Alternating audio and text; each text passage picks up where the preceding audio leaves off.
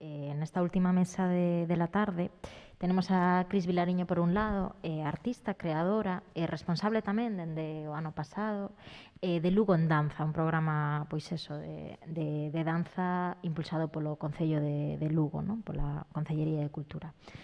Está tamén Fernanda Barrio, codirectora da Sala Ártica en Vigo, unha sala independente, privada, en Vigo de recente creación. Dende cando está Ártica aberta? 2014. Bueno, recente dentro do que cabe, non? 7 anos de sala. E tamén está aí Paula Quintas, creadora tamén, un perfil parecido de Cris, bailarina e creadora, pero tamén codirixe Traspediante, un proxecto así como multifacético, non? Con Begoña Cuquejo e Marta Alonso, que levan tamén, o sea, que son responsables tamén do Festival Corpo a Terra, non? De Ourense, que incluso onte se falaba, non? De que sigue aí, non morreu o Corpo a Terra, solamente que ten que alonxarse do mal un pouco, non? Bueno, por suposto, Javier. Entón, nada, isto é para seguir un pouco en continuo cos mesmos temas que xa entramos con eles dende as 4 da tarde. Vou a plantexar, xa sabedes, unha primeira pregunta que xa coñecedes un pouco o guión para abrir o debate e seguir sumando cousas aquí en riba da mesa. É unha pregunta a calqueira de vos ou a todas. Tedes algunhas pautas mínimas interiorizadas nas vosas prácticas profesionais en termos de ética? E se así, podedes nomealas brevemente, non? O sea, que cousas mínimas e que vos acompañan en termos éticos na vosa práctica profesional. E tamén, como segunda pregunta dentro desta mesma, estas prácticas, estas, digamos, pautas mínimas, as podedes cumplir sempre ao 100%. Falábamos moito desto, non? Ti podes querer, pero non sempre chegas a esa, bueno, pois a ese horizonte, non? Que te marcas ti mesma. Entón, nos podedes comentar así vos dentro da vosa práctica profesional que pautas mínimas, con que pautas mínimas traballades? Bueno, pois boas tardes, grazas ante todo polo convite. Bueno, vou intentar nomear, penso que é un eido moi amplo, o que estamos a plantexar agora. Eu, bueno, a título individual, considero que dentro destes códigos deontolóxicos, según un pouco as facetas onde estés traballando e as plantexes, a título persoal eu podo ter uns valores instaurados, e a título, por exemplo, como programadora dentro de Corpo a Terra, podo ter outros máis xenéricos ou universais que as miñas compañeiras, o mellor no eido artístico ou como artista en riba dun escenario ou en riba de calquera praza, pois podo ter outros, non? Un pouco, bueno, quería apuntar isto, e si, bueno, como unha especie de resumo. Entón, bueno, agora vou a dar así como unha especie de nomeamentos dentro un pouco máis da figura como Corpo a Terra, si, tamén uns valores que nós como colectivo, Begoña Cuquejo, como ben nombrou Caterina e Marta Alonso, e máis eu, pois, bueno, é un traballo que levamos facendo 10 anos. Eu, a verdade, non comecei no inicio, eu entrei na terceira edición a formar parte do equipo. E, bueno, dentro desos códigos, pois, nós temos un xeito de bo facer, un xeito, penso que o ser tamén artista é saber o que é estar en riba dun escenario, ou esos cuidados que nos precisamos ou buscamos a hora de que nos programen, que nos atendan, que escoiten unhas necesidades evidentemente lóxicas, non ilóxicas, penso que todos entendedes algo por esta parte ilóxica. Despois, ante todo, tamén coidar os espazos, coidar o entorno, ter un pouco un baremo dentro da territorialidade tamén, non? Non sei, pois, bueno, un festival galego, penso que agora mesmo dos únicos que quedan así como con trayectoria longa. Entón, bueno, pois, para nós é moi importante tamén dar cabida a toda esa xente galega. De algún xeito, pois, hai anos que o mellor non podemos, nese bo facer que queremos. Nos encantaría ter unha peza, pero por logística administrativa, moitas veces, non? Ou xurídica, ou partes orzamentarias, pois non alcanzamos ese desexo, non? Esas PPP que comentaba Javier antes, placer, non? Entón, bueno, eu penso que é un festival que xorde desde a absoluta vocación. E min me quita tamén moitas horas de adestramento, que estas cousas saíron en varias ocasións de estar na parte administrativa e toda esta parte, non? Me quita en min cousas para despois poder traballar o meu corpo. Así que, bueno, e si un pouco por resumir, penso que son así os puntos máis a destacar. Sí, perdoade, simplemente teño aquí unha chuletilla por se me olvidaba de algo. Penso que dentro do equilibrio territorial sí que intentamos sempre xenerar un 50-50, por non decir ás veces máis nuns casos hacia Galicia. E despois, bueno, somos un sistema asociativo dentro duns parámetros de transparencia, ante todo solidaridade e un funcionamento democrático. E ante todo a vocación da resistencia, un pouco que falaba Javier. Non quero demorar máis, penso que isto dá para moitas máis, podería falar como artista, pero, bueno, vou a deixar paso ás miñas compañeiras tamén para continuar. Non, moi ben, pois apuntas certas cousas, non? Pois eso, tedes unha cuota territorial que responde a unha lógica ética, entendo, pois de distribución, non? De recursos e tamén en termos de transparencia, pois tentades ata un punto eso é tamén medible, non? Porque eu tamén, por exemplo, en moitos proxectos me pregunto por que non teño todas as memorias económicas publicadas en aberto, non? A veces digo, por que non teño isto en aberto? E diñeiro público, non? Creo que está ben repartido, no sentido de, creo que non hai malversación de fondos, non? O sea, que está coherentemente ou teñen unha certa coherencia e, sen embargo, nunca dou ese punto. Nunca chego a abrir a memoria económica en aberto, por exemplo, non? En termos de transparencia, me pregunto cando vai a ser o momento no que non me dé pudor falar de canto orzamento total e retribución hai en residencias para iso, na programación expandida de terceira danza ou en algúns propios, non? En termos de transparencia, a veces me pregunto isto, por continuar. Máis cousas de pautas mínimas, así? Vale. Bueno, yo en primer lugar quería decir, bueno, que Lugo en Danza es un bebé, en realidad. Es un proyecto que acaba de nacer, que de hecho empezó a andar en enero de 2020, con lo cual se celebraron, era una programación anual con una periodicidad mensual. Entonces hicimos enero, febrero, marzo. En marzo nos confinaron y llegamos hasta septiembre, octubre, que se programó lo que había quedado pospuesto. Lugo en Danza nace también como, digo, yo soy gestora cultural, dijo antes Manu cuando entramos, que me hizo mucha gracia Manu Lago, no sé si fue exactamente así, pero como por urgencia ética, ¿no? En Lugo, el panorama de Lugo era, bueno, es un panorama así muy particular, porque hubo una concejalía de cultura que durante 12 años no programó absolutamente nada, ¿no? Era como una broma que se hacía en el Escena Pro, por ejemplo, hace un par de años. Alguien dijo, mirad, el programador de Lugo. Y todo el mundo se empezó a reír, o sea, era una figura que no existía.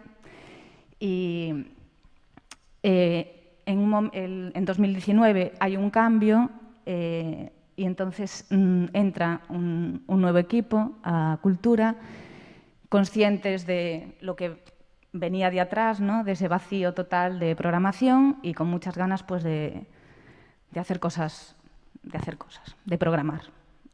Entonces, bueno, yo ahí vi un poco el momento y dije, o sea, voy a intentar meter un poco de danza y presenté este proyecto, ¿no? De Lugo en Danza en septiembre y se aprobó para empezar en enero. Entonces, bueno, todo lo que decía Sabela antes de lo importante que era como tener unas raíces, una idea clara de por qué estamos aquí, unas prácticas éticas o una idea de un código deontológico, pues desde la honestidad y de mi ética, pues decir, como realmente no había eso, ¿no? No hubo porque no hubo el tiempo y era como todo un poco a las prisas. Mi idea, cuando presenté este programa al ayuntamiento, pues era un poco, por un lado, pues abrir la posibilidad a la ciudadanía lucense de ver una programación de danza y, por otro lado, también pues, que la comunidad de la danza gallega tuviera un espacio más donde mostrar sus trabajos. Pues a partir de esas dos ideas y también una idea también del cuidado, porque también, como decía Paula, pues como somos artistas, como trabajamos también desde otro lugar y sabemos un poco las carencias de algunos lugares, y algunas experiencias particulares, así como personales, difíciles de llegar a un lugar y realmente ser tratada con bastante violencia y desconocimiento del trabajo, pues me pareció así como un punto importante desde el que partir, ¿no? De lo que yo podía hacer también un poco, pues cuidar desde mis valores personales, a lo mejor no una ética aplicada, ¿no?, a la gestión cultural. Y así, esas 3 cositas. Y con la idea de, bueno, vamos aquí, por ejemplo, ¿no?, digo, al escucharos, cuando Caterina también me invitó a participar en esta mesa, fue como, uy, mierda. Voy a hacer un listado, voy a leerme todos los códigos deontológicos y voy a hacer un listado de las cosas. Y dije, no, olvídate. O sea, vamos a realmente, ¿no?, ser honestos y a partir de aquí ver cómo articular a lo mejor este código del ciclo LED a partir de ahora, ¿no?, de aquí en adelante. Este año también fue un poco una locura, como empezó, no iba a ser, no, sí, no, y así que...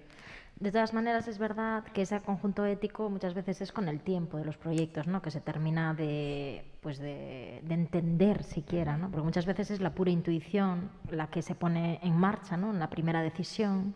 Incluso puede ser completamente animal la decisión, ¿no?, sin tener que tener esa reflexión en profundidad, como tú lo dices, con ese carácter así como peyorativo, ¿no?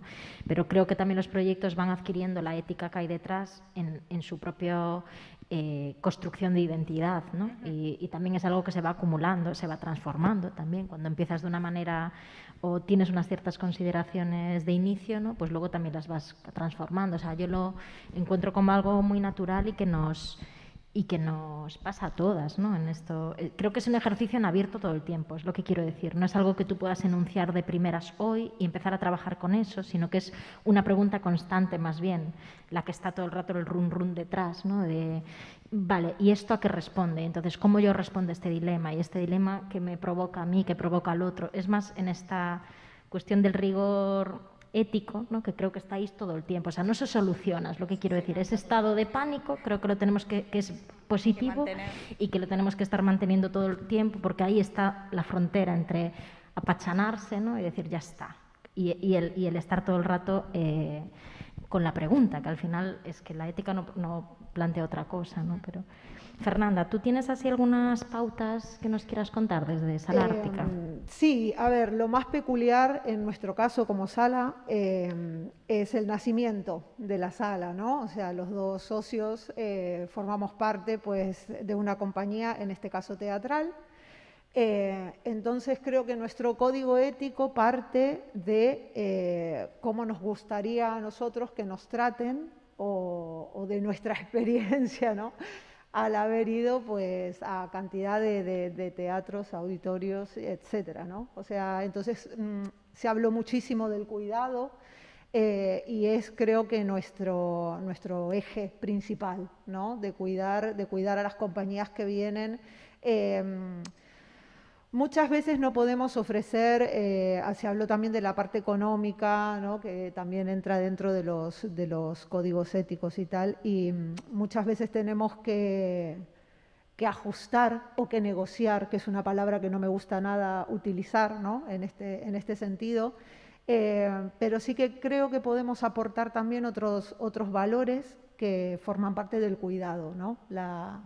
La fórmula de programación de la sala, el tener 3 bolos el fin de semana, el mimar a la compañía desde el momento en que entra en la sala hasta que se marcha, y que todavía nos queda muchísimo camino por recorrer y muchísimo que aprender, ¿no? Son casi 7 años, que parecen muchísimos más, la verdad. Pero bueno, algo de lo que leíste en un primer momento, que citaste y hablabas de que muchas veces el código ético está como en el ADN, ¿no? Forma parte un poco, está dentro de cada uno de nosotros y en el caso de Ártica está dado por la experiencia como compañía y que nuestro objetivo es cuidar, ¿no?, a la gente que viene a participar de la programación. Javi, ¿tú quieres poner algo en este punto sobre la mesa? Sí. Bueno, en el programa, en el laboratorio de Artes Vivas, hay como varios, no sé si son principios, bueno, pero cosas que suceden y que hacemos, sobre todo, ¿no?, que hacemos las personas que trabajamos ahí, que somos un equipo ahora de 3 personas, y que básicamente configuramos un proyecto que lo que hace es invitar a artistas y compañías a que trabajen durante un periodo de residencia e investigación, que habiten en el territorio y que desarrollen su práctica artística en relación con el contexto, con la ciudadanía y con lo que sucede en ese momento y en ese lugar, ¿vale? Entonces, cosas que me parecen de sentido común, pero bueno, que tienen que ver con el sentido de lo común, ¿no? Es que nadie trabaja sin cobrar y nadie cobra sin trabajar, por ejemplo, que son dos elementos importantes. Manejamos unas economías básicas, pero dignas, en torno a los 2.000 euros por residencia artística, más una bolsa de alojamiento de 500 euros y una bolsa de transporte de 300 euros, y así es para todo el mundo. Y por lo tanto, también invitamos siempre a través de una conversación previa, ya sea con una convocatoria abierta o con una curaduría como discrecional, a partir de una conversación previa que tiene que ver, oye, nos interesa mucho vuestro trabajo, ¿queréis hacerlo por este dinero y en estas condiciones y en este momento y en este lugar? Y a partir de ahí se establece una conversación y un diálogo en el que todo eso varía. No las economías, porque son siempre las mismas, pero sí que el cuándo, el cómo, el con quién, ¿no? Desde hace un año y pico ya no dependemos de una sola institución, como decía antes, sino que trabajamos con distintos espacios de Tenerife y también del resto de Canarias, y planteamos nuestras alianzas como lo que llamamos alianzas deseantes, que es lo contrario a alianzas estratégicas, en el sentido de que no tenemos un espacio físico, somos un proyecto nómada, sin un espacio físico, entonces los y las artistas trabajan en aquellos lugares donde hay un deseo de que las cosas sucedan. Entonces, si estamos trabajando ahora, por ejemplo, en el Teatro Leal de La Laguna, en el Teatro de la Granja del Gobierno de Canarias en Santa Cruz de Tenerife, en la Facultad de Bellas Artes, en la Escuela de Arte y Superior de Diseño, en el Ayuntamiento de Buenavista del Norte y el Ayuntamiento del Puerto de la Cruz, es porque hay unos vínculos que tienen que ver con la relación personal y con la relación emocional con el lugar, y hay un deseo de que eso ocurra. Entonces, las artistas y los artistas que están propuestos para cada lugar entran en diálogo con nosotras, pero también con esos espacios.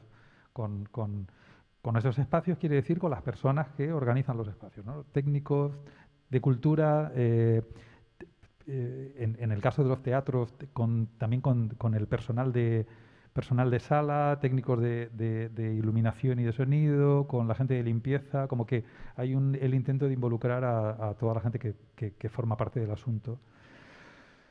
Tenemos un dispositivo permanente de observatorio del laboratorio con nombre de mueble de IKEA que se llama OLAF y que invita a amigas y agentes del territorio tinerfeño a que de forma continuada a que nos ayuden a revisar las propias prácticas del laboratorio, con lo que se establece un diálogo permanente a partir de temas que son relevantes y que sobre todo que nos escuecen de alguna manera.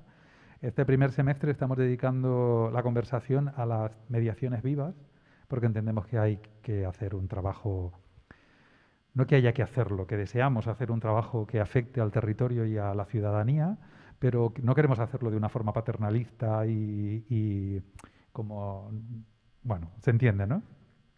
Entonces tenemos este diálogo permanente también con otras personas que o hacen curaduría o son artistas o han hecho mediación.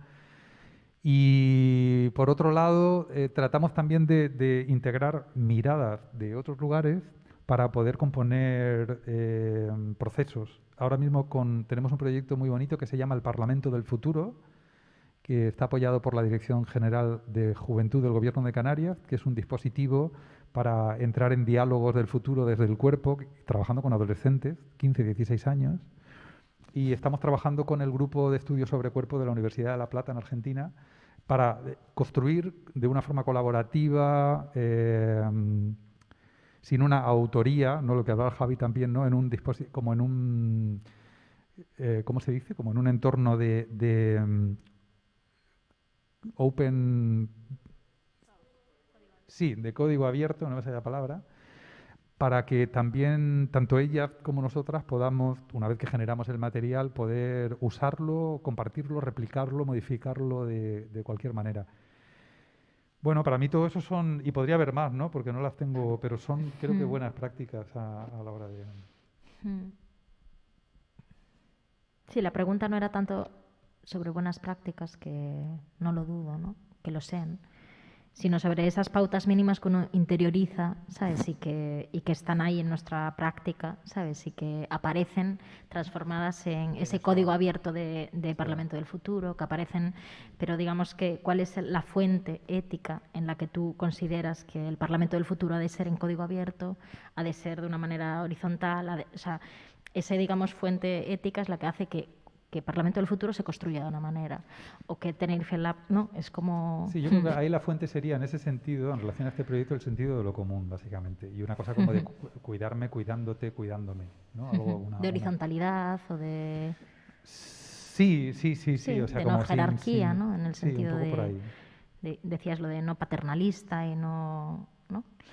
Y también con esa idea de hacer con lo que tenemos y no con lo que no tenemos, que creo que también es importante, ¿no? Como hacer con lo que hay y no con lo que no hay.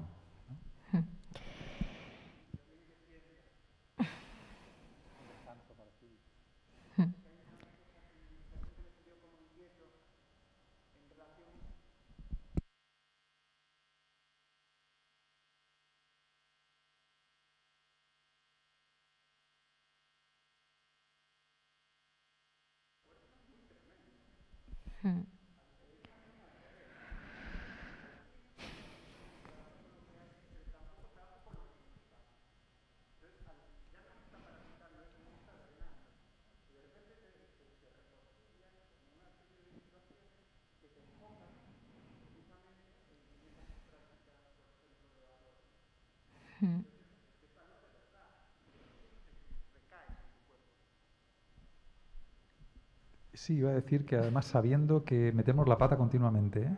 Que parafraseando a la gran Bárbara Sánchez, hay que cagarla más. Bueno, vamos a seguir con outra pregunta, así, para seguir o debate. No noso camiño profesional, pois en determinados momentos tivemos grandes aprendizaxes éticas por vernos inmersos nun contexto, non? No que alguén puxo algo sobre a mesa ou pasou algo, non? E dicimos, claro, isto era, ou isto é, ou isto me fixo pensar, non?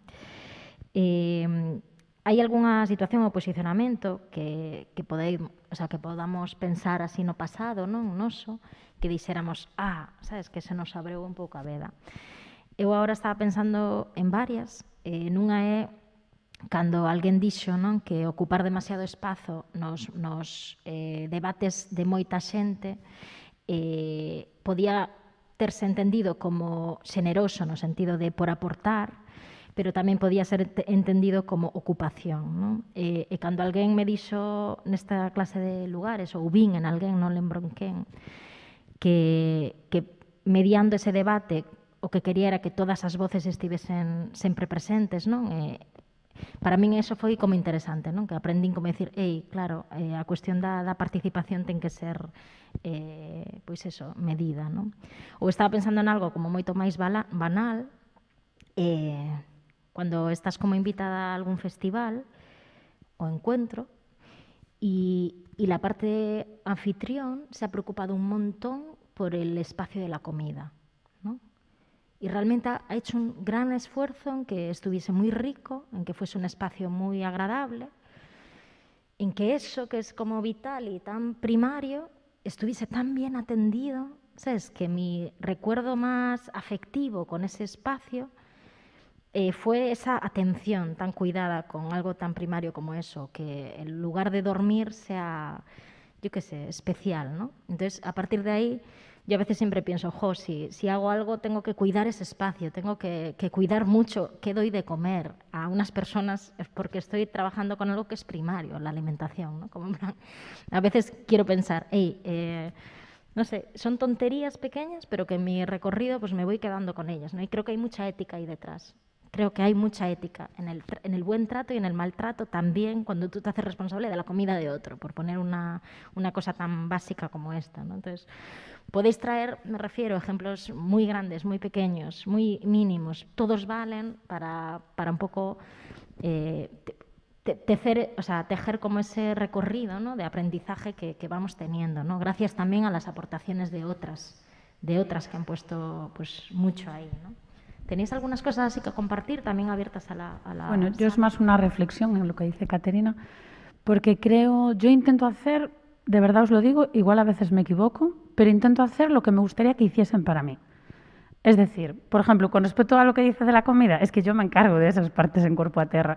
Y yo lo hago desde todo corazón, porque si tú vas a bailar a un lugar, y de hecho él lo sabe también, bueno, creo que aquí muchos de los que estáis lo sabéis, creo que es sentirte en esa casa, en ese lugar, en esa comodidad, ¿no? No llegar a un lugar corriendo mal, a veces llegamos a lugares, llegas medio tarde, ni calientas, ahí vas y te vuelves, ¿no?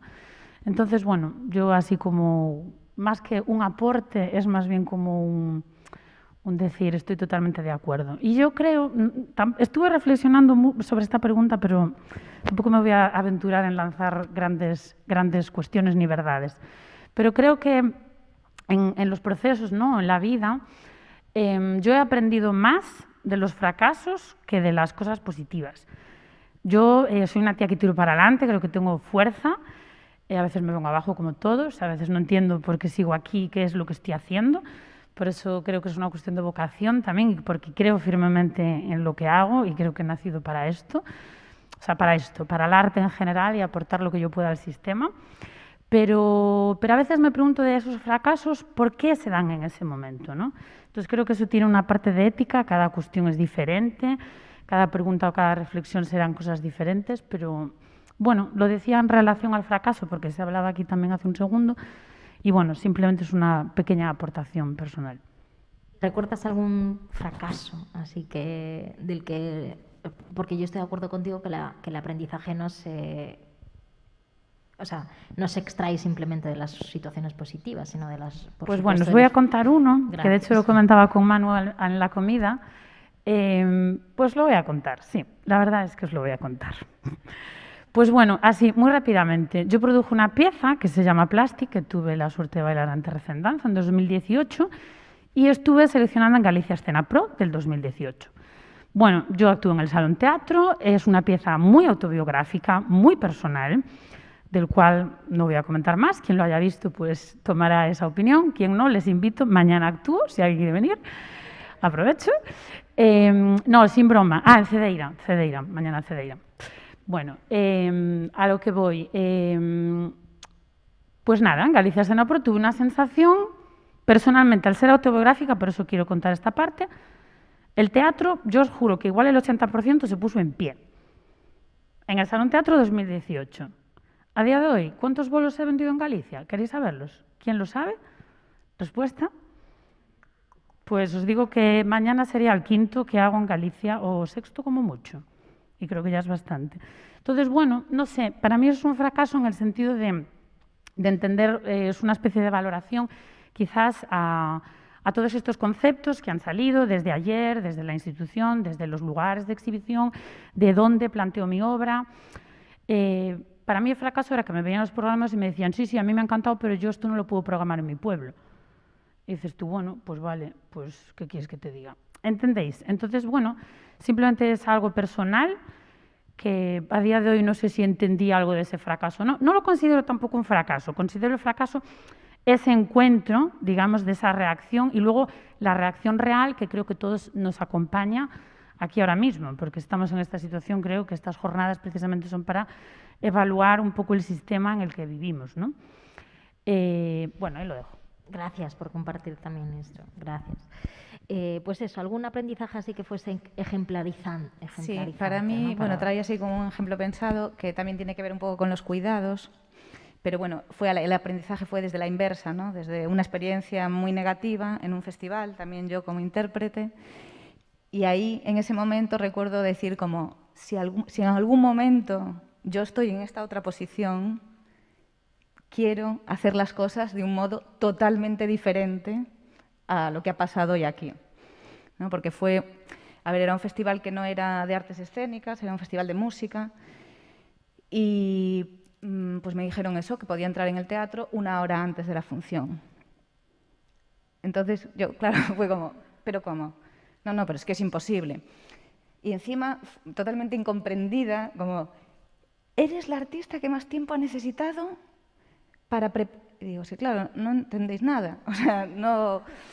Y entonces, o sea, recuerdo en ese momento que no pensaba para nada que en algún momento iba a estar en la otra posición, pero me acuerdo de pensar como, qué fuerte esto, o sea, si en algún momento estoy en el otro... Y después, no solo eso, digo, también como el trato posterior, o sea, horrible, una cosa de hecho, esa pieza no la volví a hacer nunca. O sea, que ese día fue, de verdad, un fracaso tan horrible para mí, lo pasé tan mal, que ahí murió ese solo y... Sí que hay una ética ahí, ¿no? En entender quién es el otro y qué necesita desde un teatro, desde un festival y primero de todo situar la pregunta, ¿no? ¿Cuánto tiempo necesitas? Sería como la ética en ese teatro festival es preguntarle a la gente qué necesita, qué tiempo necesita, ¿no? Por ejemplo, es muy violento que te digan que 1 hora es la que tienes, ¿no? Sin saber cuánto necesitas o sin saber siquiera cuánto es lo normal que se necesita. Esto sucede mucho también en las ferias de artes escénicas tan manidas, ¿no? En España, ¿no? En el que tienes que montar como en 3 horas y yo qué sé, es como... Es muy violento, o sea, es como mi ética personal, la verdad, es no participes en esa clase de lugares, ¿no? Es como, me lo quiero poner así en subrayado, ¿no? Como no puedo ir ahí, ¿no? Porque Fernanda o Javier, ¿queréis compartir algo? Sí, a ver, tiene mucho que ver con lo que habéis comentado. Hablamos de los cuidados, hablamos del mimo hacia las compañías y demás, y algo que está basado en la experiencia. En una sala a la que fuimos, pues los compañeros me dijeron al volver, me decían, ay, en el camerino, pues mira, teníamos fruta, teníamos tal, no sé qué, y de esa experiencia hemos generado en nuestra propia sala un detalle como ese, ¿no? Que forma parte del cuidado. Entonces, fue tan gratificante ver cómo te pasó del momento de la comida, lo que estabas diciendo antes también, que adoptamos esa costumbre de que en el camerino, además de tener pues aguas, bueno, tienen cafés, tienen tal, pues tienen su cestita con fruta fresca, tienen pues chocolate o frutos secos o lo que sea que puedan consumir en su estancia, ¿no? Y ese detallito que a nosotros fue muy gratificante recibirlo por parte de otra sala, al implementarlo nosotros también vimos la reacción de las compañías, ¿no? Y algo que es tan pequeño de alguna manera tiene una repercusión enorme porque forma parte de los cuidados que les podemos ofrecer, ¿no? O sea... Totalmente.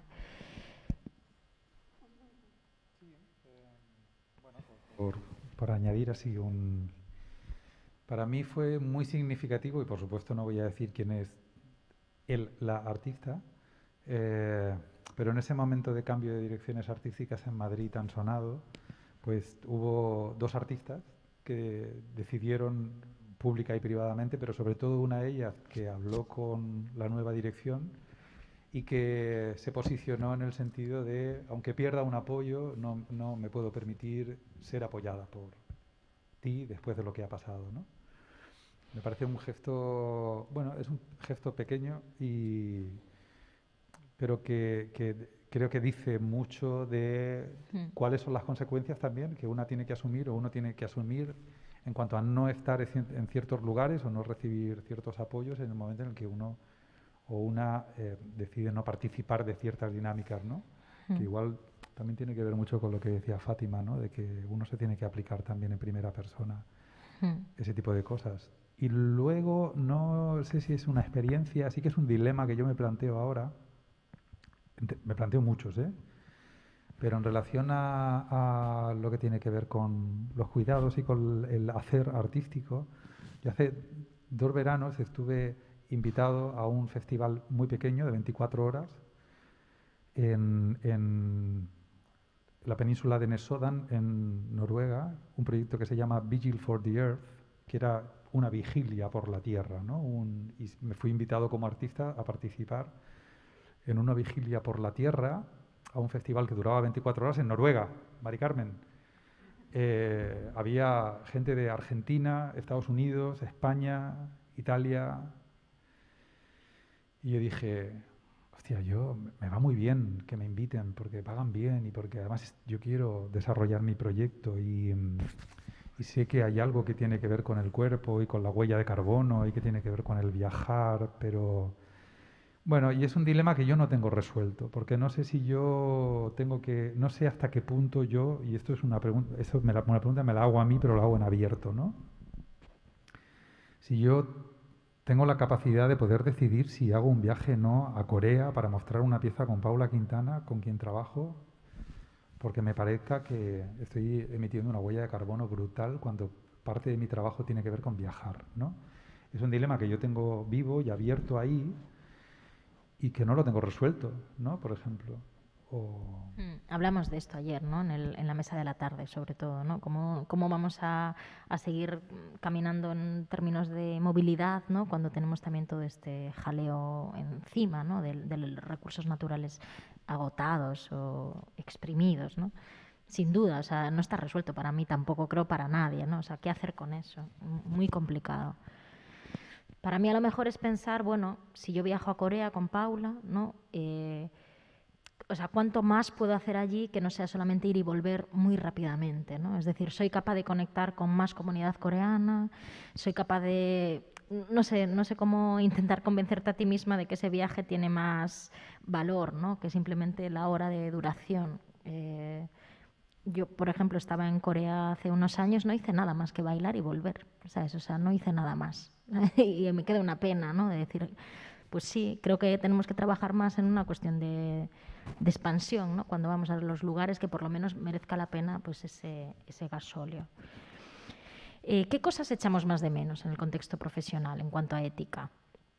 ¿Quieres decir algo por ahí? Sí, supongo.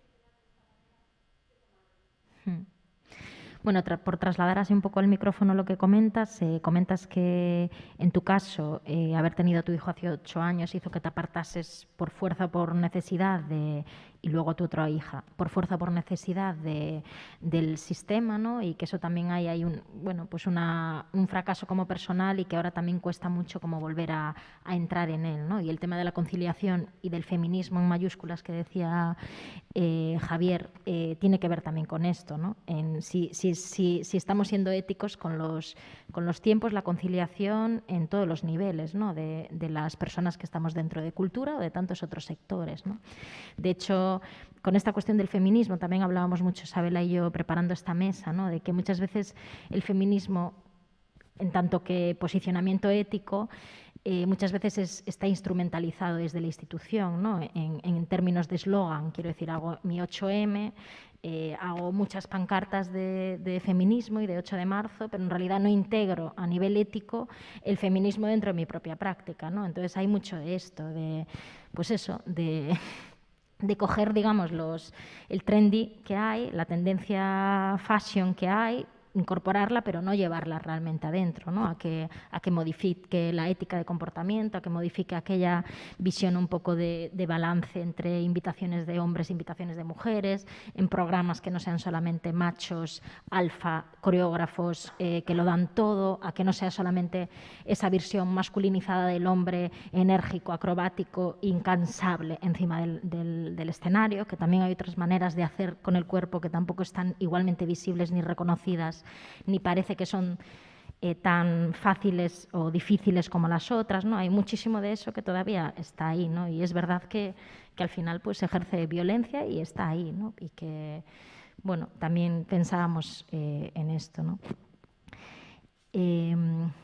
¿Queréis comentar, así como ya ha abierto la sala, va quedando poco tiempo, pero tenemos siempre ganas de saber más de vosotras y de las que están ahí, qué echamos más de menos en términos de ética en nuestro contexto profesional? Son muchas cosas, no es una, y a lo mejor no hay una por encima de otras, pero si pudiésemos ahora empezar a enumerar, ¿no?, qué grandes ausencias hay en nuestras relaciones profesionales aquí me refiero, en este sector, ¿cuáles serían? ¿Qué podríamos decir sobre esto?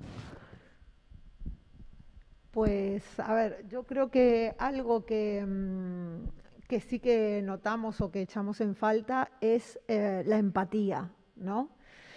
Creo que el estar en nuestro caso particular, ¿no?, de la sala, el estar como en los dos bandos, el estar como compañía y como programador, en todo caso, con la sala, ¿no?, hace que veamos esa falta como de ponerse en el lugar del otro, ¿no? De escuchar las necesidades que el otro tiene. Son cosas que se repiten, ¿no?, que salieron muchas veces ya durante la tarde. Pero sí, creo que necesitamos empatizar un poco con la gente con la que tratamos, ¿no? Que muchas veces no son una hora de montaje o puedes entrar a tal, sino ver las necesidades que la gente tiene, ¿no? O sea, bueno, por ahí. Yo creo que en general en la institución y en los programadores de Galicia hay un desconocimiento total y absoluto del mundo de la danza y de las artes en vivo. Y me parece como una carencia así muy importante a tener en cuenta y sobre la que trabajar o poner ahí un poco el foco, ¿no? Como que ese poco conocimiento no es ético en el fondo, ¿no?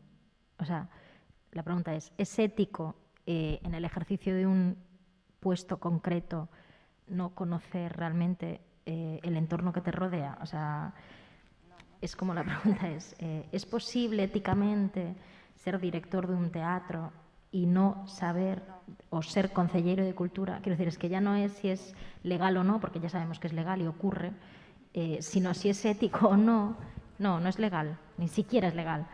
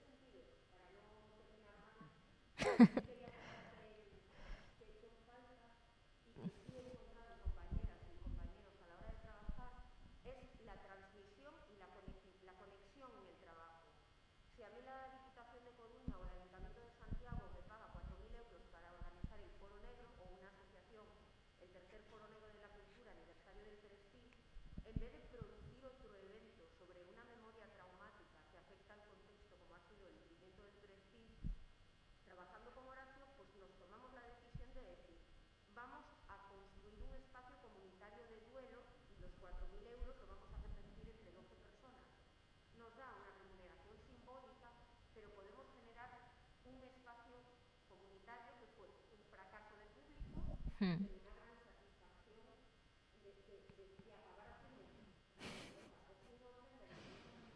Mm. Fue muy importante, creo, para nosotros estar en ese... ¿no? O sea, digo, para los que estábamos ahí, ese... Mm. Mm.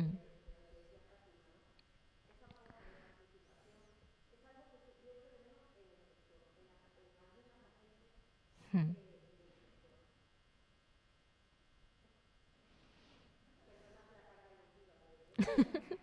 No, no, sí, es todo bienvenido. O sea, ¿queréis comentar alguna cosa más? Sí, Javier. Bueno, yo he hecho muchas cosas de menos, pero principalmente y conectando con todo lo que venimos hablando en relación a esa capa que está por abajo, que tiene que ver con las éticas y que tiene que ver con nombrar lo que no se nombra, ¿no? Y cómo poder llevarlo al cuerpo. Es mi visión personal, pero yo estoy convencido de que el trabajo de las artistas y los artistas es estar en continua resonancia con el presente también, de alguna manera, para resignificar y para entender lo que pasa y para producir como una reverberación que nos permita afrontar de forma comunitaria lo que sucede en el presente.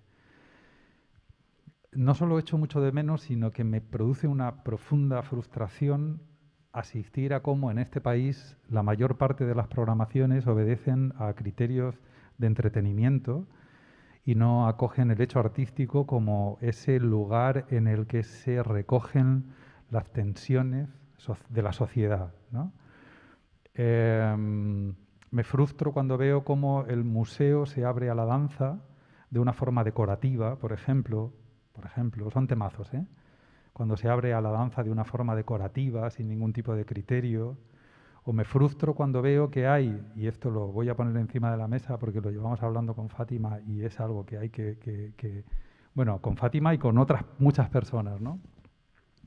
Cuando, aun hablando de feminismo y hablando de participación y hablando de mujeres y de cuidado, no somos capaces de afrontar en un espacio público de diálogo algo tan enorme como lo que se está debatiendo ahora en relación a la ley trans, que tiene que ver con una instrumentalización y una legislación de los cuerpos a partir de los intereses de grandes poderes en un discurso que nos está siendo raptado y del que no estamos, por ejemplo, pudiendo hablar cuando es algo que tiene que ver con los cuerpos y que tiene que ver con...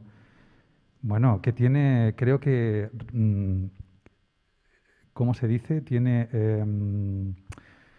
unas implicaciones a nivel jurídico, ético, social, de un calado muy, muy profundo, en algunos casos muy grave, y que no estamos siendo capaces de recogerlo, ¿no?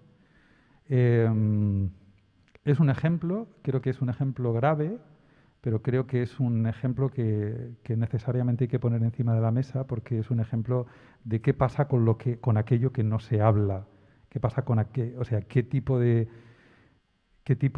funcionamiento o qué tipo de objetivo o qué tipo de servicio es el que ofrece la institución pública de la cultura y los artistas también, para poner encima de la mesa cuestiones que nos atraviesan de una forma muy fuerte y que tienen unas implicaciones muy graves, ¿no?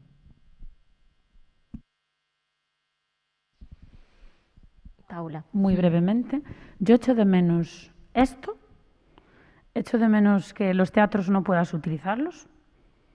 Digo cosas muy genéricas y muy rápidas.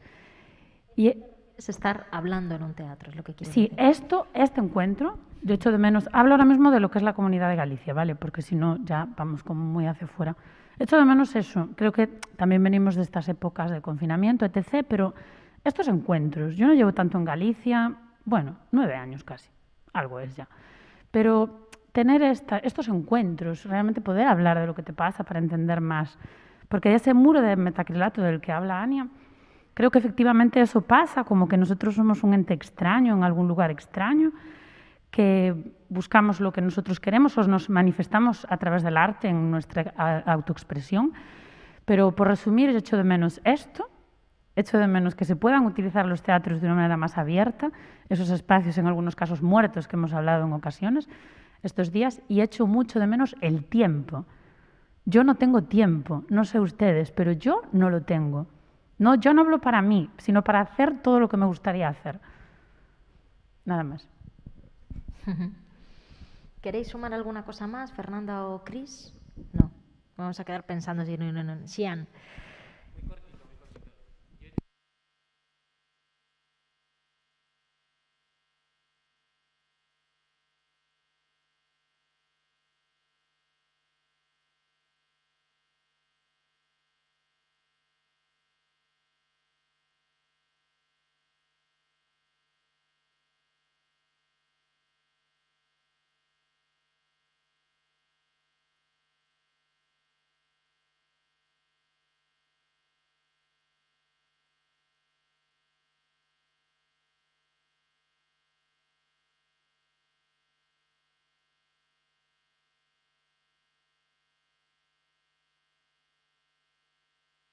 Sí.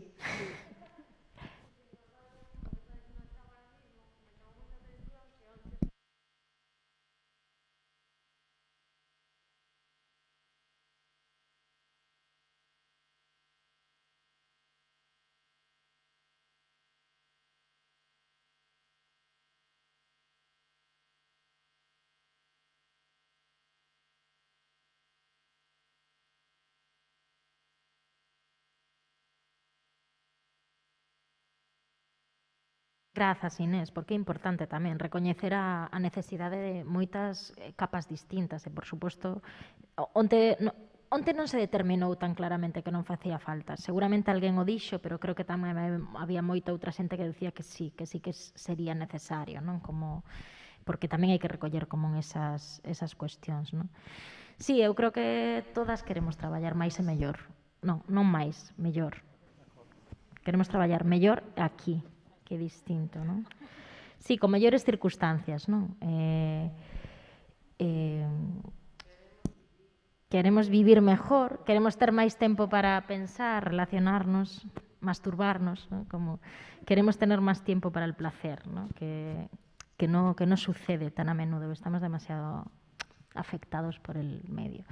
Nos ha quedado una tarde y un final así súper melancólico. La verdad, hemos caído así en un trip interesante. Esta parte de la ética también tiene mucho esto de auto...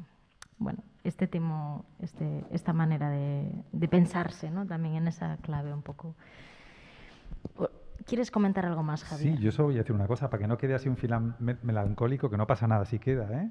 Pero que un poco lo que decía al principio de la presentación, que me da mucha envidia, que yo vivo en un territorio y creo que como la mayoría de los territorios en los que cuesta mucho trabajo juntar a mucha gente para pensar juntas y hablar juntas sobre este tipo de cosas. O sea, que podéis estar muy orgullosas, que yo cada vez que vengo para acá me da mucho gusto, ¿sabes? O sea, que digo, hostia, tío, yo quiero ser amiga vuestra, sí. ¿sabes? Pero bueno, esto sucede y hasta dentro de 23 meses no lo volvemos a tener, ¿no? O sea, solamente que, claro, ese espacio en el medio pues lo sufrimos, pero sí, sin duda entiendo lo que puedes decir, ¿no? Yo también estoy muy contenta de la comunidad de la que pertenezco, pero mucho, con mucho orgullo. Y así lo intento también como transmitir a distintos poderes, ¿no? De que realmente hay una potencia aquí que es brutal, de inteligencia, ¿sabes? Que suma y suma, ¿no? Y esto es muy interesante. De hecho, Sabela, si quieres subir más que nada por hacer el cierre de las jornadas. Antes de nada, gracias a Cris, Fernanda y... No os vayáis, ¿eh? Bueno, no os vayáis, no. Sí.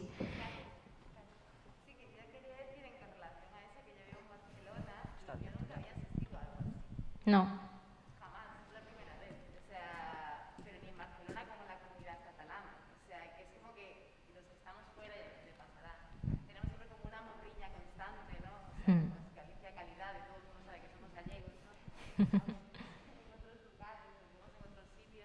Pero es como muy importante, o sea, al final yo lo que echo de menos son los afectos. Y los afectos vienen un poco de lo social y del compartir.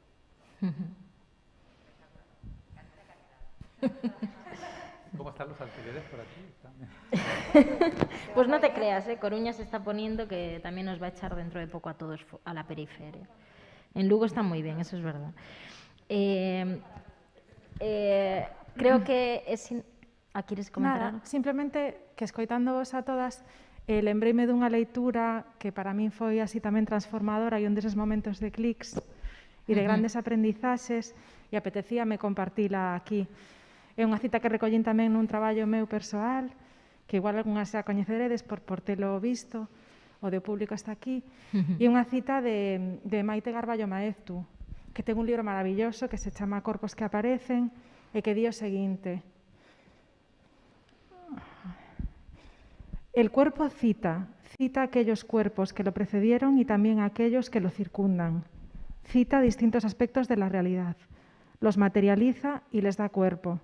Por eso la performance o la danza, como estrategia estética, se puede convertir en un espacio de resistencia. Para min, o feito de que estemos aquí citándonos, incluso de que estemos repetindo cuestións así ás veces en loop, non? En Día da Marmota, lembrábame agora da xornada no Consello da Cultura Galega tamén, hai un ano, nesa era prepandemia, que parece como que éramos infantes, entón, non? Cando non sabíamos que... Tremendo, tremendo. Pero que esa cita reiterada de corpos que aparecen, que están aquí, que citan os anteriores, falouse moito de xenealoxía, a mí me parece importantísimo a xenealoxía, poder citala e traela aquí, non? Fátima fixo tamén dende un punto de vista máis analítico, pero a xenealoxía galega, de xente que fixo cosas anteriores das que estamos facendo, de xente que, bueno, como xean proxectades esa... Disculpa, de que con esta mascarilla fogo. A de onte estaba ben, pero con esta fogo. Teño que, sí, cambiarla. Facer esa xenealoxía é moi importante, non? E entender que a propia presencia e a comparecencia aquí ten moitísima potencia, non? E, bueno, nada. Sí, que nese sentido sempre unha se queda, non? Como en plan, falaronse tantas cousas, pero non se chega a ningún lugar e que, claro, non podemos chegar a ningún lugar. Eu teño a sensación de que estes encontros deixan un pouco, e comentaba así nos pasillos ou tal, deixan un pouco como a sacudida. É dicir, chegar a conclusións así en 2 días é imposible, pero estamos aquí toda esta serie de corpos que traballamos co corpo e que vimos aquí como un pouco a toparnos e a sacudirnos e logo xa pois iremos por aí coas esporas a donde como poidamos este ano, non? Pero bueno, tamén a experiencia nos di que de todos aqueles outros encontros e acontecementos tantas cousas saíron a partir deles, non? Quero dicir, tantas sentencias propias, tantos acordos colectivos, tantos proxectos futuros, tantas cousas saíron de cousas tan amorfas como o que puido pasar nestes 2 días, que eu quero pensar que a pegada dos 2 días non aparecerá, non sabemos en tempo e forma como será, pero que sen dúbida as aportacións de todas vós, de todas as que estivemos estes días poñendo corpo, como ti dis, aí a presencialidade, significa moito dende hoxe, sabes, o que poderá vir despois. Nese sentido, darvos as grazas porque os 2 días de xornadas foron máis que intensos, quero dicir, foron maratonianos, non? É moi difícil aguantar o ritmo de concentración e atención que exixía cada frase que saía dende aquí e dende aí, non? É dicir, de verdade é difícil de facer e estivemos aquí xuntas atravesando ese proceso, non? Grazas por poñer o corpo tamén, porque poderíamos estar na casa vendo streaming mentras facemos outra cousa, ou xa o veríamos noutro momento desagregado. Grazas aos que estivechedes todo o tempo, dende onte ás 10 ata agora ás 8, aos que viñechedes tamén non solamente a presentación, senón que fixechedes a extensión, Rui, Javi, xente que non vivides aquí, non, Fátima, de estar todo o tempo con nós, eso para nós é super importante e de verdade que o queremos agradecer, porque eso que dicíamos, non nos tiña sentido ver que viñerades un momento de que chao, non? O sea, era máis esta experiencia un pouco colectiva de ter unha experiencia xuntas, non? Co que nos quedamos. Nese sentido, grazas. E grazas tamén ao teatro e á xente de sala que estivo así aturándonos moito e repetíndonos todo o tempo que non podemos estar xuntos nos corrillos porque de verdade que o corpo nos sai solo. Grazas tamén e perdoade tamén por non, bueno, pois non comportarnos de vez en cando, non? E nada máis, non sei, Isabela. Bueno, de novo agradecemento á Deputación da Coruña, non, que acolleu estas xornadas. Nós temos tamén un camiño por diante, non, Caterina, de traballar con cara a unha escena plural, bastante, neste momento así un pouco incerto na súa concreción, pero sí bastante claro así un pouco nos seus obxectivos e na vontade de acollida e de que sexa un proxecto que promova fundamentalmente a circulación, non? E que reduza esa distancia que comentaba Javi, non? Que eu creo que se desfase cada vez máis evidente. Comezábamos as jornadas falando diso e volvería a iso, non? No desfase entre un pouco esta efervescencia da parte creativa, non? E o que acontece nos espazos culturais e escénicos galegos, non? Porque e todo o que pode pasar se conseguimos encher esa distancia, non? Non únicamente a exhibición, tantas cousas. E, bueno, estaremos como seguindo aí a través dese proxecto e pouco máis. Eu tamén repetir o agradecemento, estamos cansas todas, bueno, é un tempo de vivir con cansancio, eu tampouco teño tempo, creo que foi guai que mencionaras, Paula, porque eu penso que foron unhas jornadas exixentes, o Obradoiro tamén o foi, e, bueno, tamén temos que medir un pouco esa exigencia, non? Como a min gustame selo, creo que ambas o somos tamén, como aquí dentro da organización, pero, bueno, hai que coidar que a exigencia nunca pase por riba nin dunha mesma, nin das outras, non? E un pouco como tamén traer ese aprendizaxe, apetecíame compartilo, se nos pasamos de frenada, sinto, tamén, porque, bueno, nos pasa a miúdo, e nada, grazas outra vez. Unha pena, de novo, que non podamos tomar unha caña. Por favor, é que eso é matador, de verdade. Ese espazo informal onde todo... Xa, que importante. Eso ten que cambiar xa, o da caña. Digo, grazas tamén a vosotras, digo, por organizar isto, por invitarnos, por facilitar que estemos todas hoxe aquí cos nosos corpos, porque sen o voso traballo pois non tería sido. Así que moitísimas grazas.